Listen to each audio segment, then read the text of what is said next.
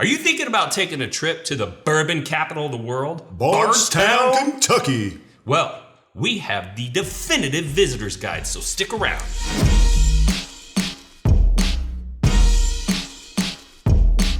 So I don't know about you, Wes, but when I'm traveling, one of the main features is food. Absolutely. You cannot travel with me without planning to eat at least 3 to 4 times a day. You would be shocked at how much food this man can still eat. I put it down. He does put it down. I used to be able to eat like that, but my metabolism's getting slow now that I'm over 40. I just don't mind being fat.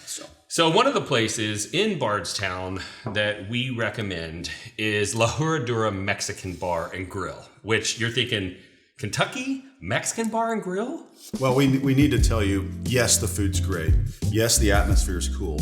But the whiskey selection in there is not what you would expect from a Mexican restaurant. And that's like the first time that somebody recommended it to me, I was like, are you serious? And I mean, it's typical Tex-Mex type fare. Mm-hmm. And we had a whole debate of, do you call it Tex-Mex if it's Kentucky? I don't know. But it's not like authentic Mexican food. It's more of like what you would expect and like what we're used to here. Yep. But the owner of the restaurant is personal friends with some of the people that work at Willett.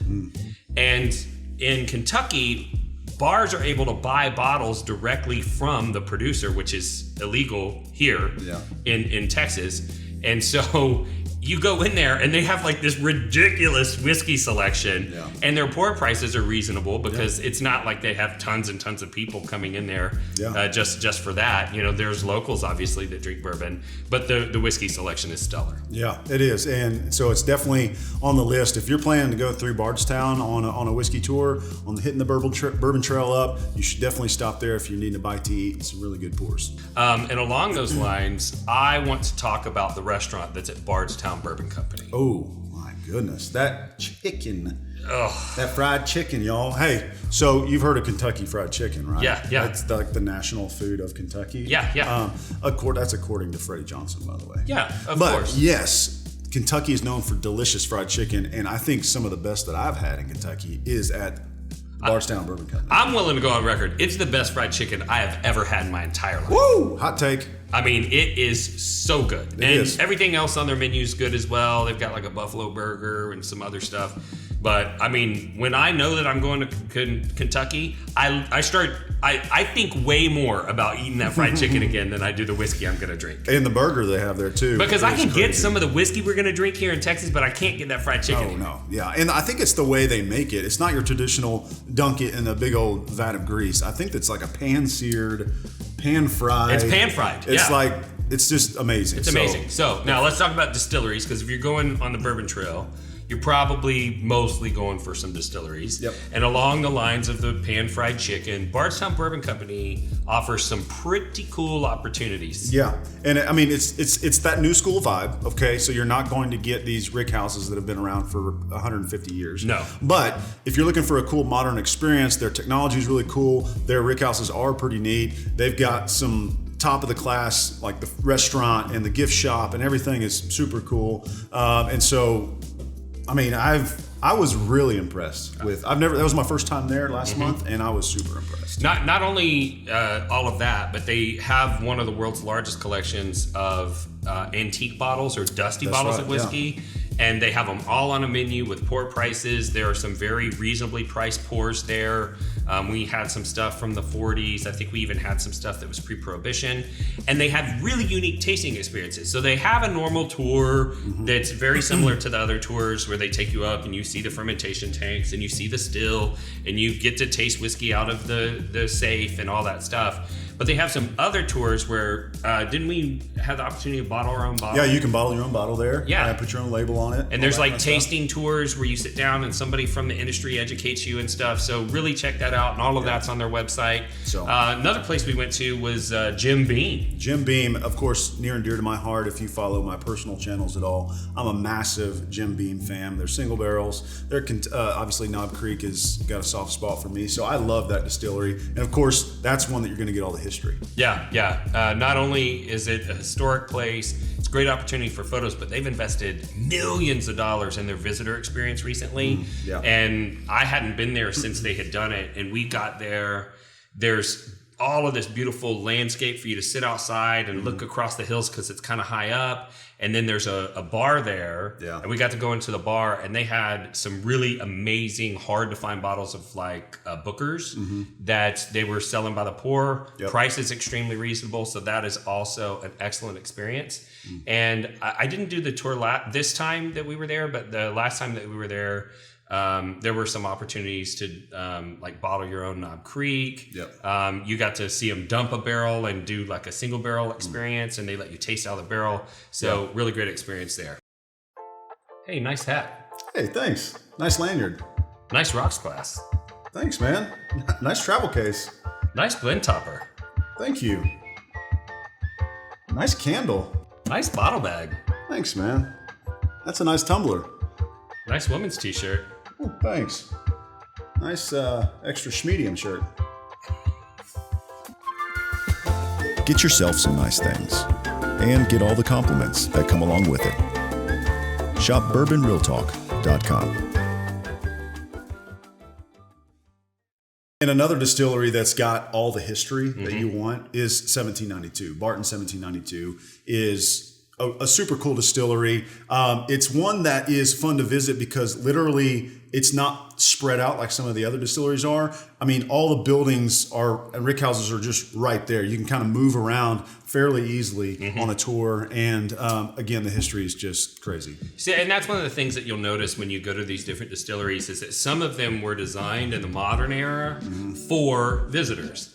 And when you go to 1792, it's a manufacturing plant. Right.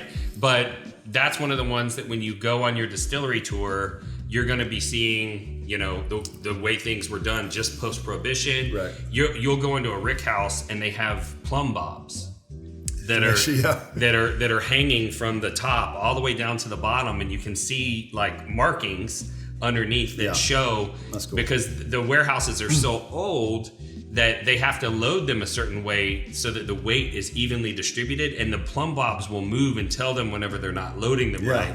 And it's just kind of a cool That's thing crazy, to see. yeah. Hey, we're a little left, Bob. Put a couple barrels over here on row F. You know, Exactly. And the thing is that it is, like you said, they are focused on making really good whiskey. So when you pull up to park, you're not sure, am I in the right spot? Right. Because like there's forklifts passing me. There's a big old grain truck driving by. And you're like, we're right in the mix. Like you park right there, and you may be 20 feet away from a grain truck that's dumping grain right there. But they got some cool stuff to see there too. If you go up, they've got like this really big barrel, and there's a fountain and all kinds of stuff. There's some cool stuff to see.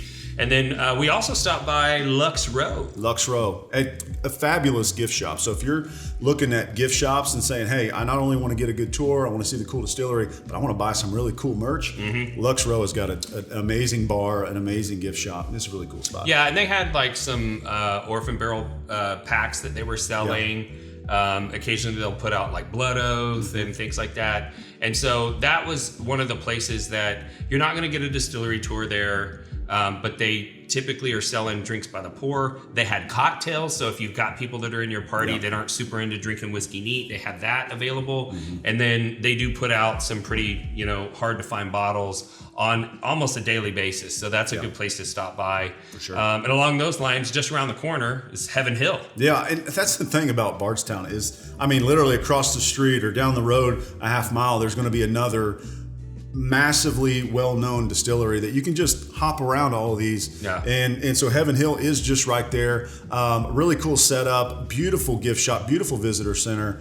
They got the old vintage antique truck out there in front with some barrels in the back of it. Just a really cool spot. I love that place. Yeah, and that's another place where you're not going to do like a regular distillery tour, and the reason is their 1996 distillery fire destroyed that facility. So that is just a visitor center. Their whiskey is actually made off-site, but they do put out really rare bottles almost on the daily. Yeah. And so it's not uncommon for people to be lined up hours before they open up because they're trying to get like an old Fitzgerald 16. When we were there, we got an Elijah Craig 18. They usually will have Elijah Craig barrel proofs, and then of course the Grenade. Oh yeah. So they sell these 375 bottles at it's a full proof, so it's a 125 proof, but the glass is shaped like a barrel. Yeah. And it's kind of a cool thing, you know. You're not going to find one at a store. You're part of the cool. Well, they only sell them there, right? Yeah. So you're part of the cool kid club when you've been to Heaven Hill and you got your grenade. Yeah. And we did make it sound like everything's super close. Jim Beam's a little bit further out, and the next one that we recommend, which is Maker's Mark, that one's a little bit further out. Yeah. But Maker's Mark is an amazing place to visit because it is the most picturesque, I think, of any distillery, maybe in the world. I don't know, I've not been to Scotland, but all of the buildings are historic buildings because Bill Samuel's wife, she worked to get all of those buildings certified as historic buildings. Wow. And so, they're all protected. They're all very well maintained. Everything is so beautiful and picturesque there. Yeah. And they have some really cool distillery experiences there too. So they have I got to say it right because I always say the hot sauce and not the glass blower. Yeah. It's Cholula. Cholula is the hot sauce. Yeah. Chihuly, I think, is the glass blower. Okay. So they have a beautiful display in the ceiling of their visitor center that's, this famous glass blower. And there's like some imagery in there with some cherubs and stuff. Yeah. And when you walk through there and you go into the backside where the gift shop is, you get to dunk your own bottle. Yeah, dunk your own bottle. So right now it's like super popular. They've got the super deep dunked bottles that everyone's trying to get. Mm-hmm. Well, you can just go and do that. Yeah. Right? You can dunk your own. So that red wax on the top you put on there, pretty cool. Yeah. And so speaking of Bardstown, they have history that goes on forever. It feels like every building, every distillery, of course, every little shop you go into looks like it's been there forever, which is really cool. And one place that we went, and they were already closed when I went, so I'm gonna let you talk a little bit more of it, but it sounds so cool. So it's the Whiskey Museum, the Oscar Getz, right? Yeah. So right in downtown, there is this old historical building. It's got all kinds of history, but part of it has been converted into the Oscar Getz Museum of Whiskey History, and they've got a really cool exhibit of pre-prohibition coming real soon. Yeah. But I feel like if you're going to the bourbon capital of the world, and you're into whiskey, it's definitely worth a stop to go through the museum. You're going to get a lot of the backbone that really tells you about the place that bourbon has in American history. And so it's really cool there. And just around the corner from there is one of the coolest, I think it's like the oldest. I think it's the oldest bar in the United States. It's close. I don't know if it's as old as Lafitte's Blacksmith Shop. Okay. But it is called the Talbot Tavern. Yeah, and it's been there, if I remember correctly, before Kentucky was even a state. Yeah. Right? So it opened up in 1779. Yeah. And Kentucky became a state in 1792. Right. So that's crazy. It's the oldest surviving stagecoach stop in the United States. Yeah. Okay. Which is crazy. And some crazy people have stayed there. Daniel Boone stayed there. Daniel Boone. And in 1792, the year that Kentucky became a state, Daniel Boone had to give some testimony or something. Yeah. And so he actually stayed, because it's a hotel and a tavern. So he actually stayed there, which is crazy. Who was the bat or the kind of the renegade that stayed upstairs and there's bullet holes still in the wall? Well, that'd be Jesse James. Okay. So that's cool. Like if you get to go upstairs, which you can, it's just open, but it's kind of, they've got it roped off where you can see in the room. But apparently Jesse James had stayed there and got into a gunfight one night. Or no, not a gunfight. He had a bad dream. No. So what actually happened is in 1797, the King of France, there was a upheaval, and he had fled to the United States to keep from being killed by his people, and he stayed there. Yeah. That's like he and his court stayed at this hotel, the King of France. And while they were there, some people say it was the king, some people say it was somebody in his court, painted this like really elaborate mural on the wall of his room. Yeah. So years later, Jesse James comes and he stays in the same room. He's drunker than Cooter Brown, and he has like this flashback nightmare and thinks that the stuff that's on the wall is moving, so he starts shooting at it with his gun, and the bullet holes are still there. Yeah, and that's cool. I mean, there's literally holes in the wall from this dude shooting at ghosts, which was pretty cool. The founder of the NAACP was born in the kitchen. All right. See, tons of history. I mean, Abraham Lincoln stayed there. Abraham Lincoln stayed there. When he was 5 years old, his parents were involved in a legal battle, and he stayed there while they were there dealing with their stuff. Yeah. William Heaven Hill of Heaven Hill fame owned it, as well as Jim Beam's brother, and Thomas More, who owned 1792 Distillery. Yeah. So famous people have owned it. Famous people stayed there. Check it out. They've got a great whiskey selection. Yeah. All right, so let's talk about shopping. So right where the tavern is, it's like on the city square. Right. It's like a big roundabout, right? Like there's a courthouse and everything. There's literally a roundabout. Yeah, it's right around the courthouse. There's so many cool shops there. Of course, a lot of them have whiskey paraphernalia, merch and shirts and stuff. One of our places we would definitely recommend would be Fire and Fluff, of course. Fire our and good friends Fluff, there. art studio and boutique. Yep. So shout out to the Fire and Fluff people because they are viewers of the podcast.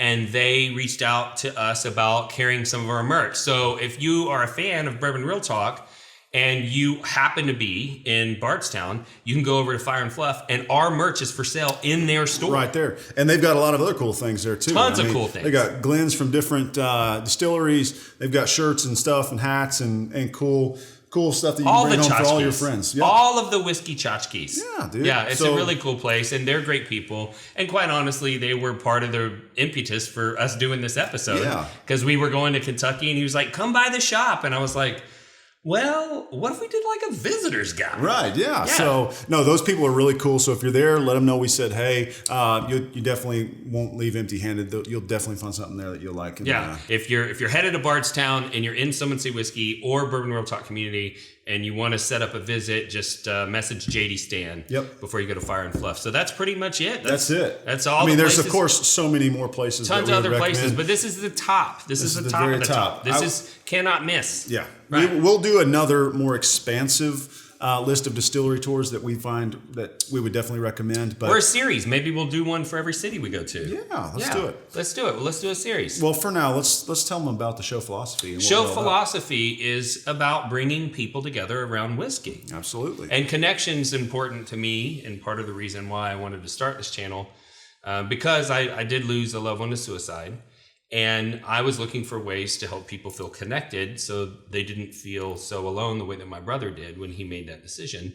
And seeing whiskey, bring people together of all different walks of life, different ideological views, made me realize if I can find a way to get people connected to whiskey, the whiskey will do the rest of the job and get them connected to others so they don't feel alone. Yeah. And through that process, getting involved in the enthusiast community, I did see, some negativity from the trolls, trying to run everybody's fun and being hateful to strangers online. And that inspired Bourbon Real Talk community where we don't allow trolls. And 2, it made me realize that, hey, if they can hate you, nothing that stops me from loving you. Yeah, and they don't even like that when you try to love somebody. Right. They don't even want others to be loved. It makes them even more mad. Makes them more mad. And that's why we end every episode the same way, and that's this. If you woke up this morning and you're unsure whether or not anyone loved you, just know that we love you. And we'll see you next time on Bourbon Real Talk. Cheers.